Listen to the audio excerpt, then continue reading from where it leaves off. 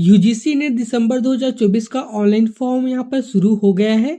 सो दोस्तों, आज की वीडियो में हम जानने वाले हैं कि आप अपने मोबाइल से ही यूजीसी नेट 2024 का ऑनलाइन फॉर्म कैसे भरेंगे।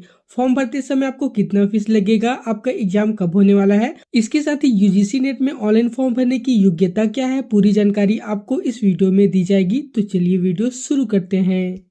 तो आप यहाँ पर देख सकते हैं यूजीसी नेट द्वारा यहाँ पर पब्लिक नोटिस जारी किया गया है। इस नोटिस के अनुसार आप यहाँ पर देखेंगे तो यूजीसी नेट दिसंबर 2024 का ऑनलाइन फॉर्म है 19 नवंबर से यहाँ पर शुरू हो गया है। इसमें आप 10 दिसंबर तक ऑनलाइन फॉर्म भर पाएंगे। इसके बाद दोस्तों, अगर आपने पेमेंट नहीं किया है तो यहाँ पर 11 दिसंबर तक आप पेमेंट भी कर सकते हैं। और यहाँ पर देखेंगे तो करेक्शन का डेट देख सकते हैं 12 से लेकर 13 दिसंबर के बीच। अगर फॉर्म में कोई गलती हो जाती है तो आप करेक्शन यानी सुधार भी कर सकते हैं। अब दोस्तों, यहाँ पर एग्जाम डेट की बात करें तो देख सकते हैं 1 जनवरी से लेकर आप 19 जनवरी के बीच कभी भी आपका एग्जाम हो सकता है। तो यहाँ पर देख सकते हैं 1 जनवरी से 19 जनवरी यहाँ पर जो एग्जाम डेट दिया गया है। दोस्तों, आपका एग्जाम सेंटर, इसके साथ ही एग्जाम सेंटर के डेट और कौन से शिफ्ट में आपका एग्जाम है उसके लिए अलग से नोटिफिकेशन जारी किया जाएगा। यानी कि आपके एग्जाम होने से एक सप्ताह पहले आपका एडमिट कार्ड जारी कर दिया जाएगा। उसमें आपको पूरी जानकारी देखने को मिल जाती है। अब यहाँ पर फीस की बात करें तो देख सकते हैं, अगर आप यहाँ पर ऑनलाइन फॉर्म भरते हैं तो अगर आप जनरल कैटेगरी के कैंडिडेट हैं तो यहाँ पर आपको जो है 1150 रुपये का पेमेंट करना है। वहीं दोस्तों, जनरल ईडब्ल्यूएस और ओबीसी नॉन क्रीमिलियर कैंडिडेट के लिए 600 रुपये यहाँ पर फीस है। वहीं एसटी, एससी और पीडब्ल्यूडी कैंडिडेट के लिए, इसके साथ ही थर्ड जेंडर कैंडिडेट के लिए यहाँ पर जो है 325 रुपये का फीस रखा गया है। तो आप फॉर्म भरते हैं तो अलग अलग कैटेगरी के लिए यहाँ पर अलग अलग फीस यहाँ पर डिवाइड किया गया है। अब चलिए दोस्तों, आप जान लेते हैं कि हमें ऑनलाइन फॉर्म कैसे फिल करना होगा। यूजीसी ने दिसंबर 2024 का ऑनलाइन फॉर्म भरने के लिए सबसे पहले आप अपने मोबाइल के ब्राउजर को ओपन कीजिए। सर्च टैब पर आकर आपको यूजीसी नेट लिख के सर्च कर देना है। अब यहाँ पर देखेंगे तो यूजीसी नेट की ऑफिशियल साइट है, यहाँ पर आपको क्लिक करना होगा। जैसे आप वहाँ पर क्लिक करेंगे हमारे सामने राष्ट्रीय पात्रता परीक्षा यूजीसी नेट की ऑफिशियल वेबसाइट है, यहाँ पर आ जाएगी। दोस्तों, यहाँ पर वेबसाइट पर आप पूरी जानकारी प्राप्त कर सकते हैं। अब यहाँ पर देखेंगे तो लेटेस्ट न्यूज पर यूजीसी नेट दिसंबर 2024 क्लिक टू रजिस्टर या लॉगिन लिखा हुआ आता है। तो सिंपली हमें यहाँ पर क्लिक करना होगा। अब जैसे यहाँ पर क्लिक करेंगे तो ऑनलाइन फॉर्म भरने का जो लिंक है हमारे सामने यहाँ पर ओपन हो जाता है। अब यहाँ पर स्टेप बताए गए हैं, आपको 3 स्टेप में आपको फॉर्म को फिल करना होगा। अब नीचे यहाँ पर देखेंगे तो लॉगिन का ऑप्शन दिया गया है। तो दोस्तों, अगर आप जो है पहले बार यहाँ पर रजिस्टर कर रहे हैं तो सबसे पहले आपको रजिस्ट्रेशन कराना पड़ेगा, उसके बाद यहाँ पर आपको लॉगिन करना है। दोस्तों, अगर आपने पहले यहाँ पर रजिस्ट्रेशन कर लिया है, अगर आप पासवर्ड भूल गए तो नीचे फॉरगेट पासवर्ड पर क्लिक करके यहाँ से पासवर्ड भी दोबारा प्राप्त कर सकते हैं। अगर आप नए कैंडिडेट होंगे, नए यहाँ पर फॉर्म भरना चाहते हैं तो यहाँ पर ऊपर में देखेंगे तो न्यू कैंडिडेट रजिस्टर ये लिखा हुआ आता है, इस आइकन पर आपको क्लिक करना होगा और इस प्रकार से हमारे सामने नया फॉर्म भरने का पेज आ जाएगा। सबसे पहले दोस्तों, यहाँ पर देख सकते हैं इन्फॉर्मेशन बुलेटिन, यहाँ पर जो है डाउनलोड करके आप पूरी जानकारी भी प्राप्त कर पाएंगे। इसके साथ यहाँ पर इस पेज पर नीचे आएंगे तो फीस के बारे में भी यहाँ पर डिटेल बताया गया है। अब इसके बाद यहाँ पर फॉर्म भरने के बारे में यहाँ पर पूरी जानकारी दे रखी है, आपको कैसे भरना है, कैसे पासवर्ड क्रिएट करना है, सारा डिटेल आप यहाँ पर पढ़ सकते हैं। इसके बाद नीचे आएंगे और इस बॉक्स पर आपको चेक मार्क करना होगा और नीचे यहाँ पर देखेंगे तो क्लिक हियर टू प्रोसीड लिखा हुआ आता है, सिंपली आपको यहाँ पर क्लिक करना है और इस प्रकार से हमारे सामने यहाँ पर जो है एक नया पेज आ जाएगा। अब दोस्तों, इस नोटिफिकेशन में बताया गया है कि नीचे आपको एक पहचान पत्र यानी आपको एक आईडी को सिलेक्ट करके आपको फॉर्म को आगे फिल करना है। आप अपने पेरेंट्स का यहाँ पर जो आईडी का यूज नहीं कर सकते, आपको केवल जो है आपकी खुद आईडी यानी पहचान पत्र का उपयोग करके आपको फॉर्म को आगे फिल करना होगा। अब यहाँ पर देखेंगे तो बहुत सारा ऑप्शन दिया गया है। अगर दोस्तों आपके पास आधार कार्ड होगा तो यहाँ पर देखेंगे तो आई हैव आधार नंबर लिखा हुआ आता है। इस जो बॉक्स पर इस प्रकार से आप सिलेक्ट कर सकते हैं। अगर दोस्तों आपके पास आधार कार्ड पे ओटीपी नहीं आता है तो यहाँ पर आप डिजी लॉकर से भी यहाँ पर जो है आईडी को वेरीफाई कर सकते हैं। I have DigiLocker account लिखा हुआ आता है, यहाँ पर आप सिलेक्ट करके भी फॉर्म को फिल कर सकते हैं। अगर आपके पास यहाँ पर डिजी लॉकर अकाउंट नहीं है तो यहाँ पर आप देख सकते हैं एबीसी आईडी के द्वारा भी आप यहाँ पर जो है अपने फॉर्म को फिल कर सकते हैं। इसके साथ ही आपको यहाँ पर एबीसी आईडी बनाना है तो यहाँ पर आप एबीसी आईडी बनाने के लिए भी यहाँ पर ऑप्शन दिया गया है। या दोस्तों, अगर आपके पास यहाँ से कोई आईडी नहीं है, अगर आपके पास पैन कार्ड है तो यहाँ पर आप देख सकते हैं पैन कार्ड का भी यूज करके आप यहाँ पर फॉर्म को फिल कर सकते हैं। अगर दोस्तों आपके पास नॉन इंडियन पासपोर्ट होगा तो आप पासपोर्ट का भी यूज करके फॉर्म को फिल कर सकते हैं। तो अगर आपके पास जो भी आईडी है उस आईडी को आप सिलेक्ट कर लीजिए। अगर आपके पास आधार कार्ड होगा तो ऊपर वाले ऑप्शन पर क्लिक करेंगे। अगर आपके पास पैन कार्ड होगा तो यहाँ पर पैन कार्ड वाले ऑप्शन को सिलेक्ट कर सकते हैं। जो भी आप यहाँ पर सिलेक्ट करेंगे नीचे आपको यहाँ पर जो है उसका नंबर डालने के लिए कहा जाता है। अगर आपने आधार कार्ड सिलेक्ट किया हुआ है तो यहाँ पर आप आधार कार्ड का नंबर डाल दीजिए। इसके बाद दोस्तों नीचे जनरेट ओटीपी लिखा हुआ आता है, यहाँ पर क्लिक करेंगे तो आपके जो आधार कार्ड पे लिंक मोबाइल नंबर होगा उस मोबाइल नंबर का 4 अंक यहाँ पर देखने को मिलता है। उस मोबाइल नंबर पर एक जो है ओटीपी चला गया होगा। तो दोस्तों उस ओटीपी को यहाँ पर 10 मिनट के अंदर आपको यहाँ पर डालना होगा और वेरीफाई ओटीपी पर क्लिक करके आप अपने ओटीपी को यहाँ पर वेरीफाई कर लेंगे। ओटीपी वेरिफिकेशन हो जाने के बाद दोस्तों आपके यहाँ पर जो है आधार के अनुसार यहाँ पर पूरा डिटेल है आ जाता है, आपका नाम, आपका डेट ऑफ बर्थ, ये सारी डिटेल आप यहाँ पर देख पाएंगे। इसके बाद नीचे आएंगे तो कैंडिडेट नेम है ऑटोमेटिक यहाँ से आधार कार्ड से सिंक कर लिया गया है। अब नीचे आएंगे तो यहाँ पर फादर्स नेम लिखा हुआ आता है, तो यहाँ पर आप अपना फादर्स नेम डाल दीजिए। इसके बाद दोस्तों नीचे मदर्स नेम लिखा हुआ आता है, तो जो भी आपकी सर्टिफिकेट में मदर्स नेम है उसको यहाँ पर आपको फिल कर लेना होगा। अब नीचे आपसे डेट ऑफ बर्थ ऑटोमेटिक यहाँ पर फिल हुआ आ जाएगा। अगर दोस्तों यहाँ पर डेट ऑफ बर्थ में यहाँ पर फिल करना चाहते हैं तो यहाँ से फिल भी कर पाएंगे। अब नीचे आपसे ईमेल आईडी पूछी जाती है, तो यहाँ पर आप अपना ईमेल आईडी डाल दीजिए। नीचे यहाँ पर ईमेल आईडी आपको कंफर्म करने के लिए कहा जाता है, तो दोबारा यहाँ पर ईमेल आईडी डाल के आपको कंफर्म कर लेना होगा। अब नीचे आपसे जेंडर पूछा जा रहा है, तो यहाँ पर क्लिक करके मेल, फीमेल या ट्रांसजेंडर जो भी आपकी जेंडर होगी यहाँ से आपको अपना जेंडर सिलेक्ट कर लेना होगा। अब नीचे आपसे मोबाइल नंबर मांगा जाता है, तो यहाँ पर आप अपना मोबाइल नंबर डाल दीजिए और नीचे आपको जो उसी मोबाइल नंबर को डालकर कंफर्म कर लेना है। इसके बाद नीचे आपसे अल्टरनेट मोबाइल नंबर मांगा जाता है, तो अगर आपके पास कोई और मोबाइल नंबर होगा तो यहाँ पर डाल सकते हैं, अदरवाइज इसे आप ब्लैंक रहने दें। अब नीचे नेशनैलिटी पर क्लिक करके यहाँ से अगर आप इंडियन होंगे तो यहाँ पर आपको इंडियन सिलेक्ट कर लेना है। इसके बाद दोस्तों यहाँ पर दोबारा आपसे आईडी मांगा जाता है, तो यहाँ पर क्लिक करके देखेंगे तो बहुत सारे यहाँ पर आईडी का यहाँ पर ऑप्शन आ गया है।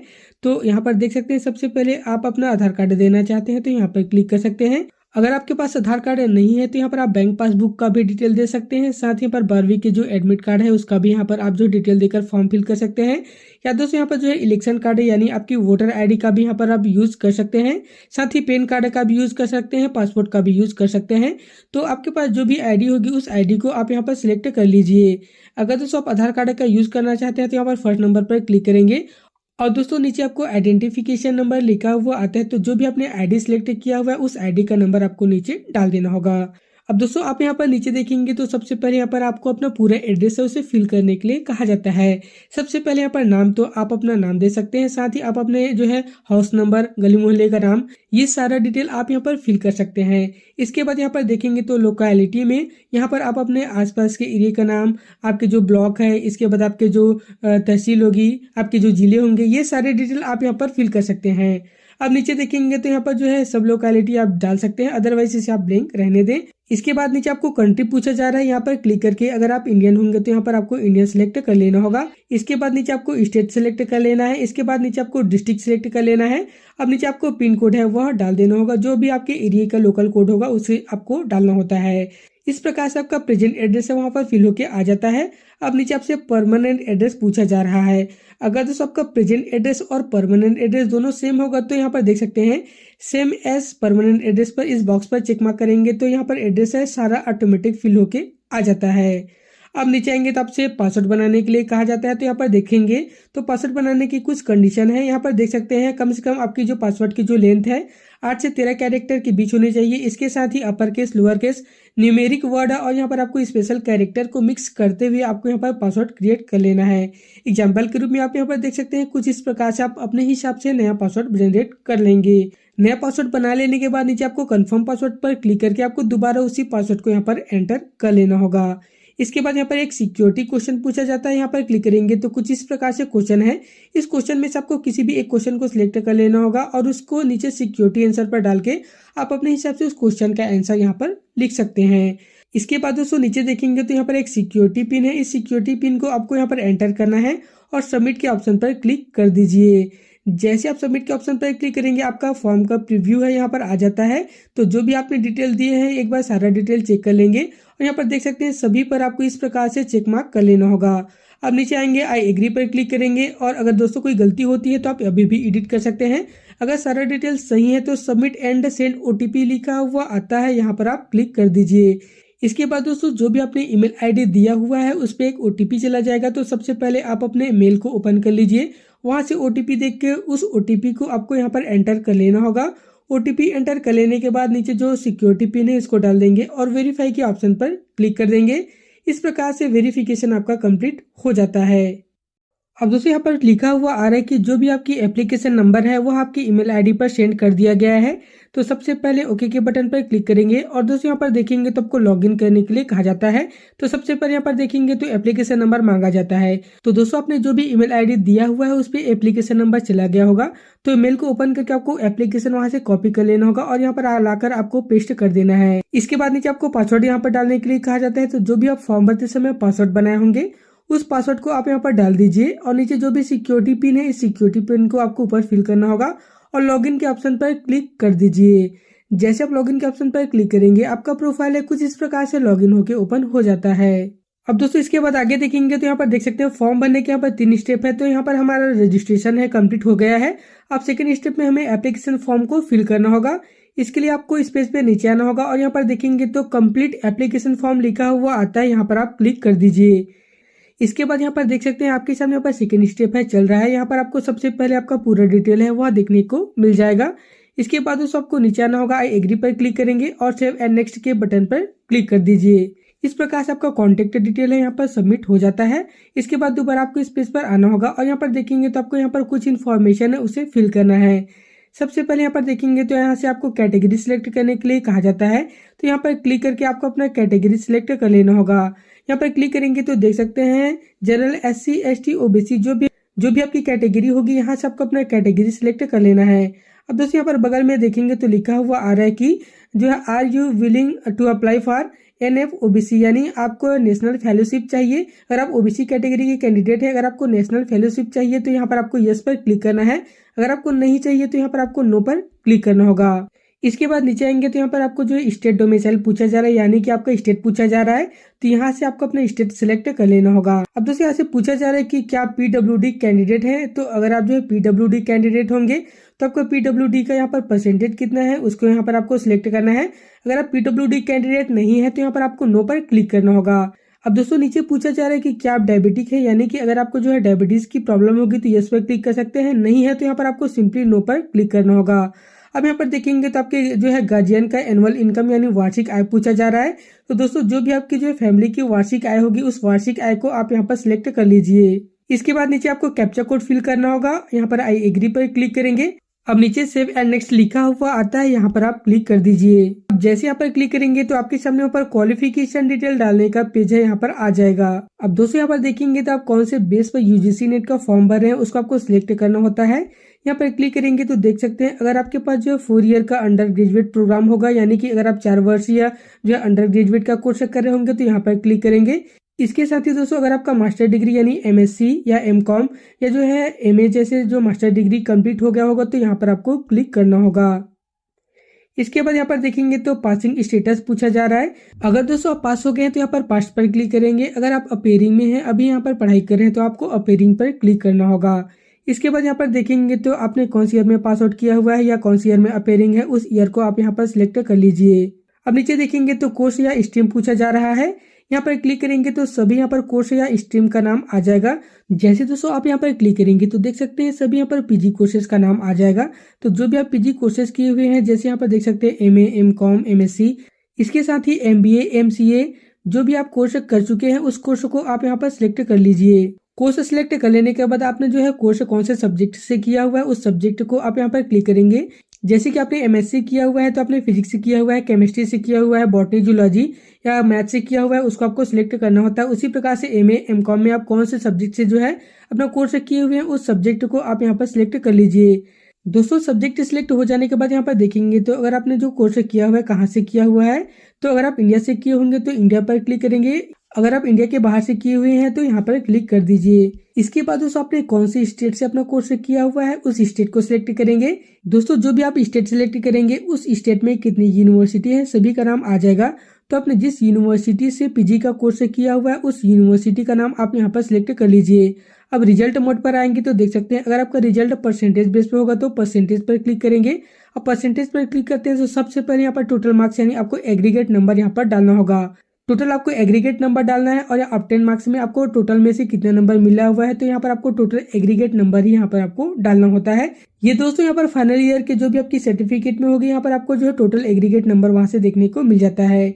इसके बाद नीचे आपका परसेंटेज है, यहाँ पर आपको जो है ऑटोमेटिक यहाँ पर कैलकुलेट होके आ जाएगा। इसके बाद जो भी कैप्चा कोड है, इस कैप्चा कोड को यहाँ पर फिल करेंगे, आई एग्री पर क्लिक करेंगे और नीचे सेव एंड नेक्स्ट के ऑप्शन पर क्लिक कर दीजिए। इसके बाद दोस्तों यहाँ पर देखेंगे तो पीएचडी के बारे में पूछा जा रहा है। तो अगर आपने पीएचडी में एडमिशन ले लिया है तो यहाँ पर यस पर क्लिक करेंगे, अगर आपने नहीं लिया है तो यहाँ पर आपको नो के बटन पर क्लिक करना होगा। अगर दोस्तों आपने मास्टर डिग्री जो भी 1991 से पहले किया होगा तो यस पे क्लिक करेंगे, नहीं किया है तो यहाँ पर आपको नो पर क्लिक करना होगा। इसके बाद दोस्तों यहाँ पर देखेंगे तो रिसर्च या एक्स सर्विसमैन के बारे में यहाँ पर डिटेल मांगा जा रहा है। तो अगर आपने कोई रिसर्च, तो आपने कौन सी फील्ड में रिसर्च किया हुआ है उसके बारे में यहाँ पर आपको जो है लिखना होगा। अगर आपने रिसर्च नहीं किया है तो इसे आप ब्लैंक रहने दें। अगर दोस्तों यहाँ पर आपने रिसर्च का कोई जो है काम किया होगा तो उसके बारे में यहाँ पर लिखेंगे, अगर आपने नहीं किया है तो सिंपली आपको यहाँ पर नो के ऑप्शन पर क्लिक करेंगे। अगर आप एक्स सर्विसमैन है तो यहाँ पर यस पर क्लिक करेंगे, नहीं है तो यहाँ पर आपको नो पर क्लिक करना होगा। इसके बाद कैप्चा कोड को फिल करेंगे, आई एग्री पर क्लिक करेंगे और सेव एंड नेक्स्ट पर क्लिक कर देंगे। अब जैसे नेक्स्ट के ऑप्शन पर क्लिक करेंगे, यहाँ पर देखेंगे तो अप्लाई करने के लिए कहा जाता है। तो यहाँ पर देख सकते हैं असिस्टेंट प्रोफेसर, साथ ही जेआरएफ और यहाँ पर पीएचडी ओनली लिखा हुआ आता है। तो दोस्तों आप इनमें से कोई भी एक बॉक्स पर क्लिक करेंगे, ऑटोमेटिक ये तीनों बॉक्स है इस प्रकार से सिलेक्ट होके आ जाता है। तो इस प्रकार से आपको तीनों बॉक्स पर सिलेक्ट कर लेना है। अब दोस्तों नीचे देखेंगे तो आपको नेट का पेपर कौन से सब्जेक्ट से देना है, उस सब्जेक्ट को आपको सिलेक्ट करना होगा। जैसे यहाँ पर क्लिक करेंगे तो सभी सब्जेक्ट का नाम आ जाता है। तो दोस्तों आपका जो कोर्स किए हुए हैं वह कौन से सब्जेक्ट के अंतर्गत आता है उसको आप यहाँ पर देख लीजिए। इसके साथ ही दोस्तों जो भी इन्फॉर्मेशन बुलेटिन है वहां पर आपको पूरा डिटेल देखने को मिल जाएगा, यानी कि कौन सा कोर्स के लिए आपको कौन सा सब्जेक्ट सिलेक्ट करना है, आप उस बुलेटिन में पूरी जानकारी देख सकते हैं। उसके अनुसार यहाँ पर आपको सब्जेक्ट सिलेक्ट कर लेना होगा। सब्जेक्ट सिलेक्ट हो जाने के बाद यहाँ पर देखेंगे तो आप कौन से लैंग्वेज में एग्जाम देना चाहते हैं, हिंदी लैंग्वेज में देना चाहते हैं या इंग्लिश लैंग्वेज में देना चाहते हैं, उसको आपको यहाँ पर सिलेक्ट करना होगा।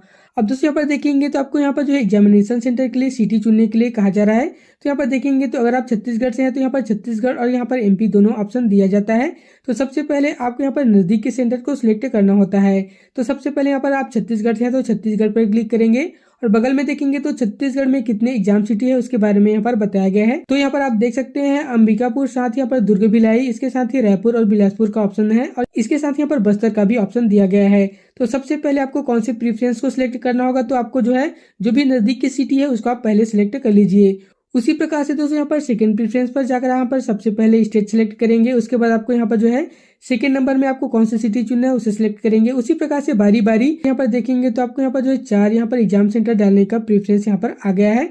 आप दोस्तों यहाँ पर एग्जाम सेंटर के 4 यहाँ पर जो ऑप्शन को सिलेक्ट कर सकते हैं। अब दोस्तों यहाँ पर देखेंगे तो फादर या गार्जियन के यहाँ पर एजुकेशन मांगा जाता है। तो आपके पेरेंट का एजुकेशन क्या है उसे आपको सिलेक्ट करना होता है। यहाँ पर क्लिक करेंगे और सभी यहाँ पर जो है एजुकेशन का नाम आ जाता है। तो इनमें से नहीं है तो यहाँ पर अदर क्लिक कर सकते हैं। इसके बाद आपके जो फादर या गार्जियन का ऑक्यूपेशन यानी व्यवसाय क्या है उसे पूछा जा रहा है। तो दोस्तों आपके जो भी फादर है इसमें से कोई भी कैटेगरी के अंतर्गत आते होंगे तो उसे आपको सिलेक्ट कर लेना होगा। अगर दोस्तों आपका फादर या जो गार्जियन है किसान होगा तो यहाँ पर आपको एग्रीकल्चर सिलेक्ट कर लेना है। उसी प्रकार से आप यहाँ पर देखेंगे तो मदर का एजुकेशन मांगा जा रहा है। तो यहाँ पर क्लिक करके आप अपने मदर का एजुकेशन सिलेक्ट कर लीजिए। नहीं है तो यहाँ पर आप अदर पर क्लिक कर सकते हैं। इसके बाद मदर के यहाँ पर जो व्यवसाय पूछा जा रहा है तो जो भी आपकी मदर का व्यवसाय होगा उसे आप सिलेक्ट कर लीजिए। इसके बाद नीचे आपको कैप्चा कोड फिल करना होगा, आई एग्री पर क्लिक करेंगे और सेव एंड नेक्स्ट के ऑप्शन पर क्लिक कर दीजिए। इसके बाद दोस्तों अगले स्टेप में देखेंगे तो हमें फोटो और सिग्नेचर अपलोड करने के लिए कहा जा रहा है। और फोटो की साइज देखेंगे तो मिनिमम 10 KB और मैक्सिमम 200 KB से के बीच में होना चाहिए। वही सिग्नेचर की साइज देखेंगे तो 4 KB से लेकर 30 KB के बीच में होनी चाहिए। तो सबसे पहले आप अपने फोटो और सिग्नेचर को रिसाइज कर लीजिए। फोटो और सिग्नेचर रिसाइज हो जाने के बाद यहाँ पर देखेंगे तो चूज फाइल लिखा हुआ आता है, यहाँ पर क्लिक करेंगे। इसके बाद यहाँ पर आपको अलाउ के बटन पर क्लिक करना होगा और आपके जो है फाइल में जाकर आपने जहाँ भी फोटो रखा हुआ है उस फोटो पर जाकर आपको सिलेक्ट कर लेना होगा। इस प्रकार से देखेंगे तो आपका फोटो है यहाँ पर अपलोड होके आ जाएगा। उसी प्रकार से दोस्तों आप सिग्नेचर भी अपलोड कर सकते हैं। चूज फाइल पर जाएंगे, फाइल से आपको जाकर सिग्नेचर को सिलेक्ट कर लेना होगा। इस प्रकार से देखेंगे तो आपका फोटो और सिग्नेचर यहाँ पर अपलोड होके आ जाएगा। फोटो सिग्नेचर अपलोड हो जाने के बाद नीचे आएंगे और सेव एंड नेक्स्ट के बटन पर क्लिक करेंगे। इस प्रकार से आपका फोटो और सिग्नेचर अपलोड हो जाएगा। इसके बाद दोस्तों आप यहाँ पर देखेंगे तो आपका मोबाइल नंबर यहाँ पर वेरीफाई कराने के लिए कहा जाता है। तो मोबाइल नंबर को वेरीफाई करने के लिए यहाँ पर क्लिक हियर लिखा हुआ आता है, यहाँ पर क्लिक कर दीजिए। इसके बाद यहाँ पर मोबाइल नंबर देखने को मिल जाएगा। इसके बाद यहाँ पर जो कैप्चा कोड है उसे फिल करेंगे। सेंड ओटीपी पर क्लिक करेंगे तो आपके मोबाइल नंबर पर ओटीपी चला जाएगा और यहाँ पर जो भी ओटीपी यहाँ पर आया हुआ है उस ओटीपी को यहाँ पर डाल दीजिए। दोबारा आपको कैप्चा फिल करना होगा और वेरीफाई ओटीपी के ऑप्शन पर क्लिक कर देंगे। इसके बाद आपका मोबाइल नंबर है यहाँ पर वेरीफाई हो जाता है। अब दोस्तों इस पेज पर नीचे आएंगे तो देख सकते हैं कंप्लीट एप्लीकेशन फॉर्म लिखा हुआ आता है, यहाँ पर आप क्लिक कर दीजिए। अब जैसे यहाँ पर क्लिक करेंगे तो आपका पूरा फॉर्म का प्रीव्यू है यहाँ पर आ जाएगा। जो भी आपने पूरा अभी तक डिटेल दिया हुआ है सारा डिटेल आप यहाँ पर चेक कर सकते हैं। अगर दोस्तों यहाँ पर कोई गलती होती है तो बैक के बटन पर जाकर आप अभी भी एडिट यानी सुधार कर सकते हैं। इसके बाद दोस्तों अगर सारा डिटेल सही है तो नीचे सबमिट लिखा हुआ आएगा, यहाँ पर क्लिक करेंगे। इसके बाद यहाँ पर देखेंगे तो इस प्रकार से name, date of birth, father's name सारी चीज हमने मैच कर लिया है, तो इस प्रकार से सभी पर आपको चेक मार्क कर लेना होगा। इसके बाद यहाँ पर देखेंगे तो फाइनल सबमिशन लिखा हुआ आता है, यहाँ पर आपको क्लिक करना होगा। दोस्तों जैसे ही फाइनल सबमिट की इस ऑप्शन पर क्लिक करेंगे देख सकते हैं आपके सामने इस प्रकार से पेमेंट करने का ऑप्शन आ गया है। अब दोस्तों आप जो भी कैटेगरी के कैंडिडेट हैं उस हिसाब से यहाँ पर अलग अलग आपको फीस का अमाउंट देखने को मिल जाएगा। आप पेमेंट करने के लिए नीचे पे नाउ लिखा हुआ आता है, यहाँ पर क्लिक कीजिए। इसके बाद यहाँ पर देखेंगे तो आपको यहाँ पर जो एक पेमेंट के लिए यहाँ पर जो है एक बैंक को सिलेक्ट करना होता है, तो जो भी आप सिलेक्ट करना चाहते हैं कोई भी बैंक आप यहाँ पर सिलेक्ट कर लीजिए। तो दोस्तों इस प्रकार से देखेंगे तो यहाँ पर पेमेंट गेटवे आ जाता है। तो यहाँ पर देख सकते हैं नेट बैंकिंग से भी पेमेंट कर सकते हैं, इसके साथ ही कार्ड से भी पेमेंट कर सकते हैं। डेबिट कार्ड है, क्रेडिट कार्ड है, जो भी आपके पास कार्ड होगा उसे आप पेमेंट कर सकते हैं। या दोस्तों अगर आप यूपीआई से पेमेंट करना चाहते हैं तो यूपीआई पर भी क्लिक कर सकते हैं। देख सकते हैं यहाँ पर 0% चार्ज है। तो दोस्तों इस प्रकार से देखेंगे तो या तो आप यूपीआई आईडी सिलेक्ट कर सकते हैं या क्यूआर कोड को सिलेक्ट कर सकते हैं।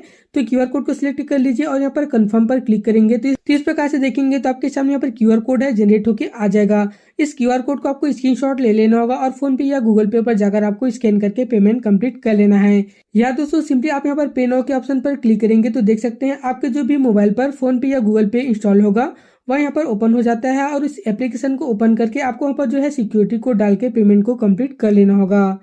जैसे ही तो सबका पेमेंट कंप्लीट हो जाएगा इस प्रकार से देख सकते हैं आपका यहाँ पर जो इस प्रकार से सक्सेसफुल लिखा हुआ आ जाएगा। स्टेटस यहाँ पर सक्सेसफुल हो जाता है। इसके बाद दोस्तों आपके डैशबोर्ड पर जाकर आपको एप्लीकेशन फॉर्म को यहाँ पर प्रिंट आउट कर लेना है।